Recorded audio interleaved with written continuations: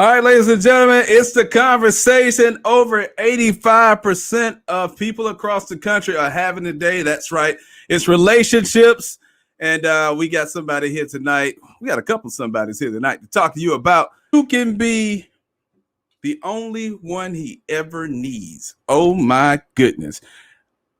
You guys don't want to miss it. It's going down, and it's going down right now on Off the Fence. It starts right now. I turn it on, and I leave it on. Broadcasting around the world on the World Wide Web. This is Off the Fence with Finch. All I can say is wow. I'm addicted to this. All right, ladies and gentlemen, you've seen my first guest as a psychology expert on CNN and HLN, and you've heard him on the Ricky Smiley Morning Show, ABC Nightline, and as a co-host of TV One's Love Addiction. He's also the author of the best-selling book, The Ring Formula, How to Be the Only One He Ever Needs. Oh, my goodness. It's going down right now in the fire.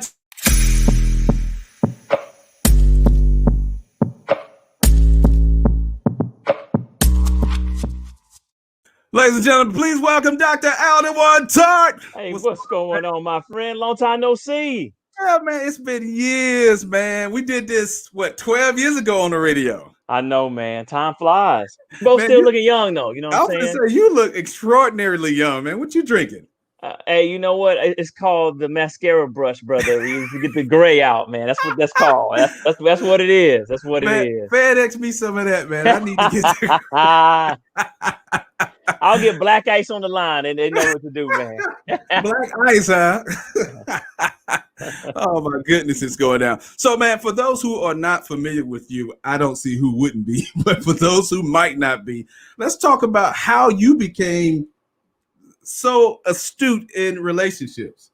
Well, you know, I've been a psychologist for 21 years now. So I've been out this counseling people every single day. So I may, play a psychologist on TV, but I do this every day for 21 years, dealing with people who are single, people who are married, people divorced, people marrying after divorce. So I get to see people at all different stages and study and see what works.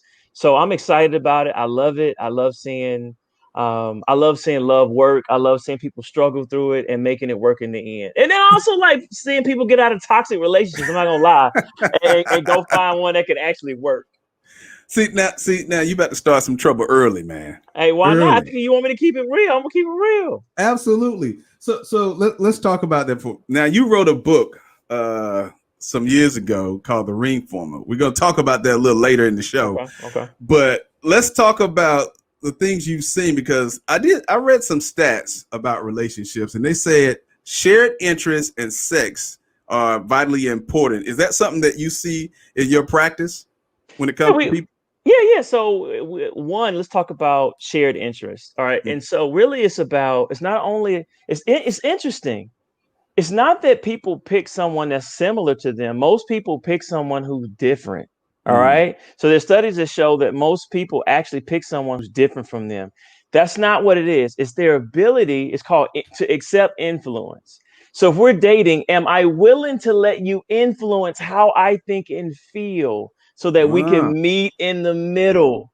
So we can be different, but if you don't like Chinese and I like soul food, am I willing to do 50-50 for this relationship? That is big. And then interesting, because you talked about sex, what's interesting is the number one reason why people divorce within the first year is sexual incompatibility. Wow. When you think about it, that makes sense, because it's a lot of things people can deal with. Okay, lack of chemistry, money problems, arguing, in-law, lack of intimacy, compatibility. People, I have to do this for the next 50 years. And so that's why we talk about it in premarital, where that was typically taboo for the church. Now everyone talks about compatibility so they can make sure that's not the number one reason why they are separating after they get married. So studies show that 64% of married couples say that shared interest is vitally important, and 61% says satisfying sex. Now, 56% says sharing household chores. Now, I don't know how that plays into the equation, but it goes together. Well, it goes together because we have this new idea about wives right now. So it's not like woman's at home taking care of the household. She is working as well, but we still had these old school ideas that she's still gonna cook, still gonna clean, still gonna iron our shirts, still gonna take care of the kids, while she's pulling down the same load, if not more, than her spouse or her boyfriend. So when husbands step up to we call it chore play.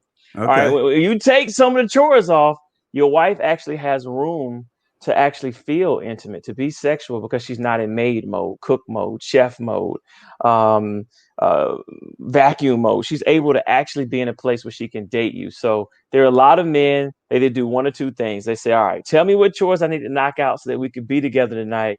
Or I'm open to spending more income to bringing in a maid service, doing whatever we need to do, having mama come over to fold some towels, whatever needs to happen so that we take the load off of you so you're not exhausted by the end of the night.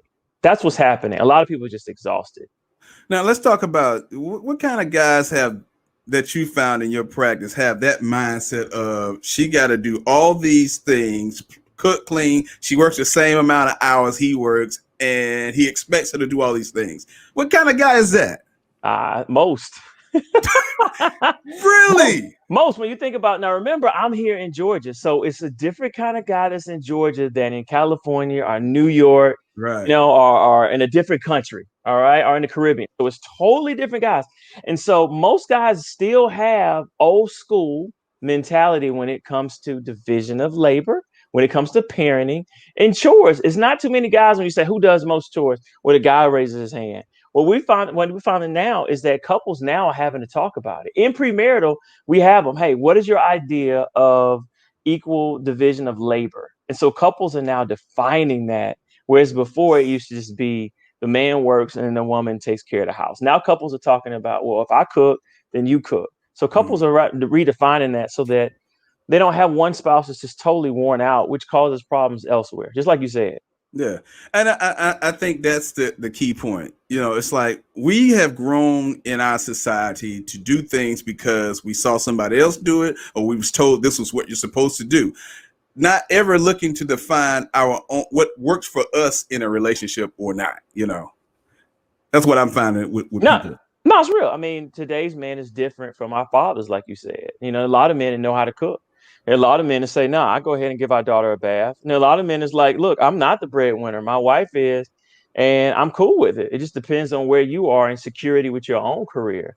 And so men realize that things have changed. It's not our parents' relationship, but how do we make it work?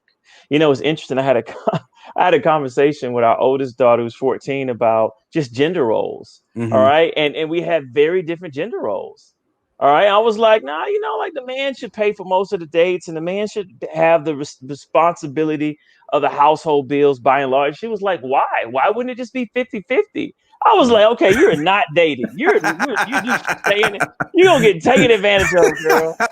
But it was a dope conversation because she didn't see why it could be 50-50. With women's equality, women can do whatever men can do. So why should he be responsible for the majority of the bills when she could do it equally when it comes to income and generating revenue? Right. All right, ladies and gentlemen, we are having the relationship conversation. We have Dr. Alduan Tartt. He's here. He wrote the book, The Ring Formula. Now, you wrote that book how many years ago?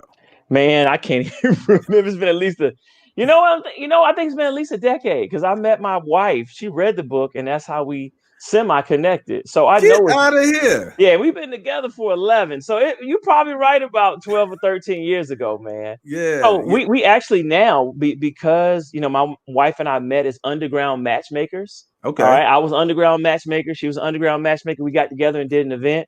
We actually started this program called the ringformula.com, where we come together and give relationship advice. So you get the wife's perspective on dating, you get the husband's perspective on dating, and then we help singles negotiate what's going on in this world right now, how to attract a mate, how to catch a man. It's only for women, though. So they're getting advice from a man and a woman about what men want. And then people are really interested in my wife's perspective. Like when she was on the single scene, how do you navigate this? And so that's been going extremely well. So y'all check out ringformula.com.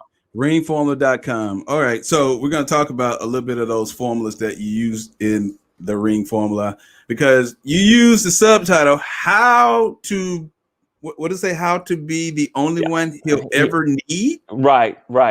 Ooh, Right. So basically basically how to be the one. So when you talk to married men, Okay. all right, and when you sit down and talk to them, how long in your conversations how long do they say it took them to realize that the woman they were dating was their wife? What do most men say? Some of them it's a while. Some of them knew within a matter of months. Some of them still have no clue. You Right. know? Yeah, most time when you talk to men, they tell you right away. When I met her, I knew she had the potential to be my wife. When you ask her, how did you know you found the one? They tell you right then and there. When I met her, I knew she had wife potential. And you know this dating, because you know in 3 seconds, 10 seconds, no more than 10 minutes, whether a woman has potential to be your wife. And so it's really helping women to understand that men are really looking for the one. It's different from when we're young, where some men are trying to sow their oats, or some men are trying to play. There comes a part in most men's lives, not all, but most men are married. They come to a point where they're like, I'm ready to settle down today. And I'm looking for the one, not 8. I'm looking for the one woman that I can bring home to mom and spend my life with to be my friend. Okay, so let's look a little closer to that, because across this country, you have a host of men who might be watching this. They might be listening on one of the podcasting platforms, and you have a host of women. You've met thousands of them across the country, and we always have this thing where I'm not sure if you're the one yet. Is it more so the man not being certain of what he needs, what he desires in his life, or is he playing games, as some of the women normally say? No, I mean, most men know what they want. A man that wants it, men that are decisive when it comes to the woman that they want. Now, if you have a man that's indecisive, chances are he's indecisive about his career. He's indecisive about how he wants to look. He's indecisive about his money. He's indecisive about his investments. But there are a lot of men that know exactly what they want. And when they meet her, men become possessive. They do everything they can to be able to say, I need you to let go of anyone you're talking to. Pay attention to me, because I've dated my whole life to find the one. And now that I found you, I'm ready. I'm ready to commit and take you off the market, because I want to possess you as my wife, not control you, but I want to be able to earn the right for you to say, yeah, that's my man. That's my husband. Why? Because married men are happier, healthier, and wealthier, according to the research. And so when you look at most households, the older you get, the more men marry. The older men get, the less you see men who are single. And I'm going to tell you this from primary care physicians. When men start turning 45, 50, the primary care physician tries to convince men to date. Why? Because as they get older, they realize you're going to need a wife to be able to care for you. Wow. I mean, that's real.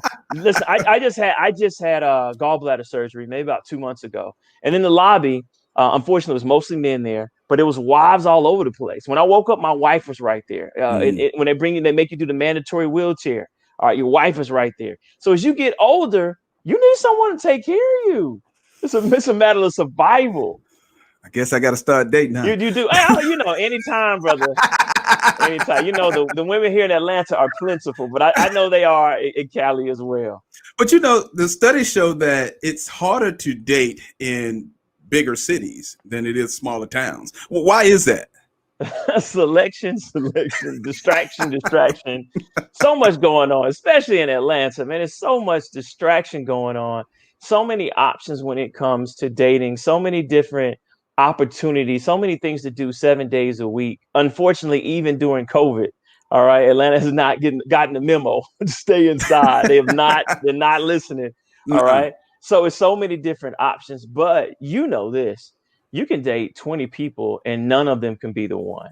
So when you find that right one, everything feels different, and you don't take it for granted like you did when you're young. You say, I might have something special here. I can't take it for granted that I'm gonna meet someone that I click with like this, that we have this many things in common, or we're at least able to just agree to disagree so quickly and work through issues. So you mentioned the one. Now, is this the one and only for you, or is this just the one for you in particular?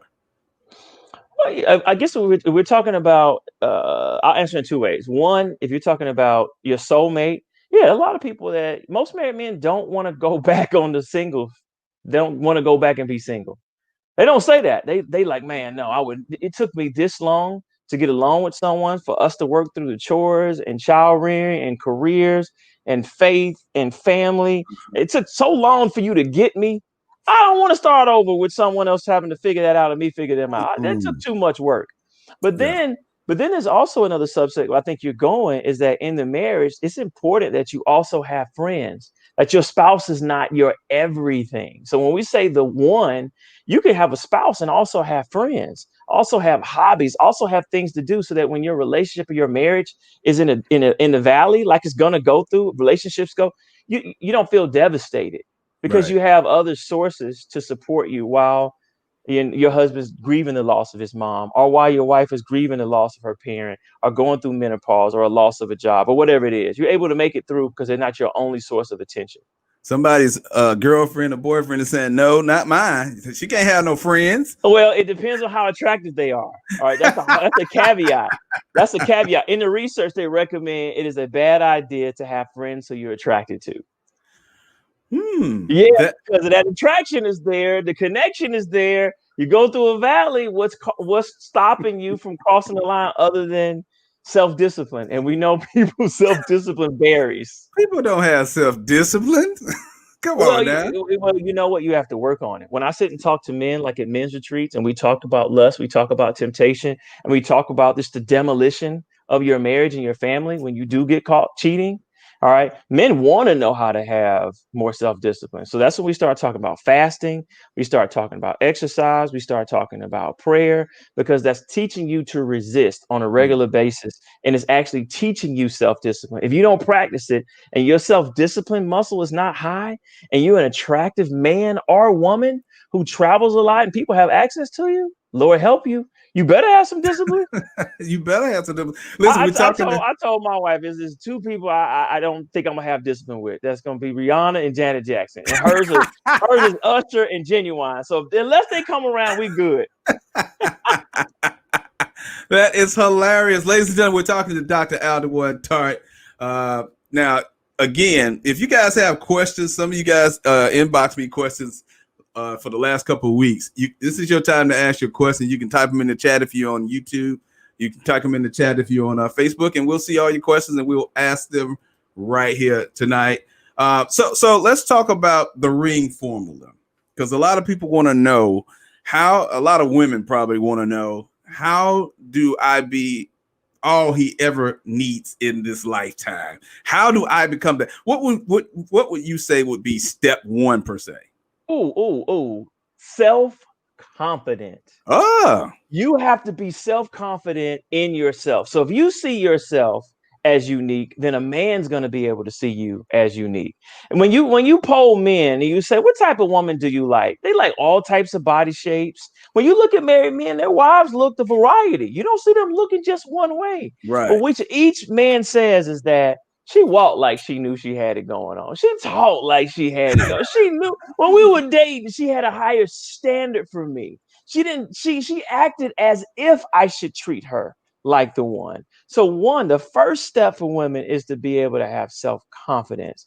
And that means that you know what you bring to the table, because once you know who you are and you know what value you bring to a man's life, you behave like it, and then the man follows suit if there's that mutual attraction.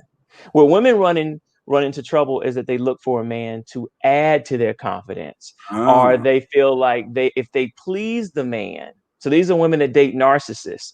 So if I just focus on making the man happy and I don't have that many needs myself, the relationship's going to go well. That's just a recipe for getting played. So you need to be confident. Okay. You need to be happy. You need to know that you need to be a wife already. You need to be wife material in your mind already before you meet him. And then you're going to have marriage-minded men knocking down their door like, hey, let me talk to you. Hey, what you talking about? So you saying you need to be marriage-minded before you get married.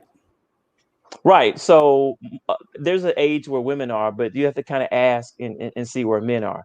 But when a woman is ready and she knows that she's a wife, she will attract a number of guys, because guys can sense energy. Guys can sense confidence. Guys like confidence. Your confidence makes me confident. You actually just like quick story. I was in California and I was dating this young lady, and She went to the bathroom, and I was at the bar, and there was this other one, man. She was so funny. She was a comedian. I was all in her mouth. I ain't gonna lie. I was all in her mouth. I was laughing. I was leaning over. I even think I had my hand over, like you crazy. And so I looked up after like 10 minutes, and I realized, man, my girl been in the bathroom a long time. I looked to the left, and she was standing behind me. All right. So it was that, it was that uncomfortable silence. But I'm weak, bro. I can't take that. So I was like, look, I'm just gonna call it like it is. It looked like I was all in that girl mouth. Can we fix this right now? Because I don't want any smoke. All right. And I was like, it looked weird, but she was a comedian. She had me laughing. I was cracking jokes, but I wasn't trying to talk to her. If you want me to introduce you to her right now, we go ahead and end this right now so you can see. And she said, I'm not even tripping. Wow. Look at me. Look at me. Oh, look at her. Look at her. All right, we got a question here, man. Why are some women so self-centered? Yeah, I don't think that's a gender problem. I think there's some people who are just self-centered. All right. And so those people you should not be in a relationship with. You might be talking about some narcissism or at least some narcissistic traits. All right. So what is narcissism? Thinking too highly of yourself. Well, guess who they tend to be in relationships with? People who think too less of themselves are not enough. Yeah. So you have to ask. You'll never see two narcissists date. They're going to be like, man, I wish you would think that I'm going to push play on you all the time. And not get 50-50. So I think there's some people that they're just not good. They don't have good interpersonal skills. They don't compromise. They don't play well on the playground. They want to relate. If they're Barbie, they want a Ken. They don't want to date that man for who he is. They want that man to fit into their world and be who they like. And that goes vice versa. So if you see someone who's self-centered, that is a relationship for you to avoid, because the number one quality, at least for men, as far as being marriage material, according to the research, is how influenceable is that man. That means how open is he to allow his wife to have an imprint on how he moves day to day. Okay. Well, what about listening skills? Because, you hear a lot about, she doesn't listen to me because he says one thing, she hears something completely different than what he said, or she says something and he blows her off. How important is listening in relationships? It's the most important skill. It's not talking. Because we can talk over each other right now, right? We can argue. Who's gonna win? No one. Right. All right. No. But if I want to make the investment in this relationship, I'm gonna listen. I'm gonna say, what did you mean by that, brother? Or why you think that? Or tell me how you came to that conclusion. And you're gonna feel like I listened to you. So the goal in relationships is not to agree. It's actually to get your partner. Okay, I get where you're coming from. I don't see the world the same way, but I totally get how you can see me coming in and taking a shower before speaking to you is disrespectful. I can see. I wasn't trying to disrespect you. I was just trying to wash the day off, and then I was going to talk to you. But I totally get how me walking by you, not saying what's up, not hugging you, and running right to the shower could be perceived like I was ignoring you. So listening skills are everything, and it's something that both spouses really have to hone, have to work on in premarital and marital counseling, just to make sure that you get where your spouse is coming from. All right, here's another question here. Is it bad that I'm not willing to settle for a man I'm not attracted to? You want to cheat? I mean, do you want to be unhappy and cheat? Do you want to be like that couple we expressed in the first 6 months to a year? You're divorced because there's no sexual compatibility. If you're not attracted to someone, how your libido gonna rise? Let me just keep it. Let me just keep it 100. Please there's talk no about desire. it. If there's no desire, no anticipation, and then no satisfaction because you're not stimulated, how is that going to work? All you're going to do is hurt that man's feeling. Really, what she's asking, I believe, is should I settle? Because why would you ask that question if you felt like you can get a guy you connect with, who you're attracted to, where y'all see the world the same way? And the difference is you can agree to disagree. So no settling in relationships. It just does not work. He's not going to look any finer at the altar. He's not going to look any better year two. Matter of fact, he's going to look worse because you feel like you've tolerated it and you thought at some point it would just click. And what we know from the relationship, either it's there or it's not. You can't manufacture attraction. You can manufacture some chemistry. You can manufacture some compromise, some teamwork, but you can't manufacture attraction. You cannot manufacture attraction. All right, Dr. Alduan Tartt is here, ladies and gentlemen. Give him your website again. Hey, check me out at drtartt.com, or if you're married, check us out at betterhusbandbetterwife.com. We do monthly marital classes, walking you through everything you need to simply have a better marriage. So that's betterhusbandbetterwife.com. And if you're single, check us out at ringformula.com. Yo. You're in the mix. The world's finest, man. DJ. Off the radio on the tele.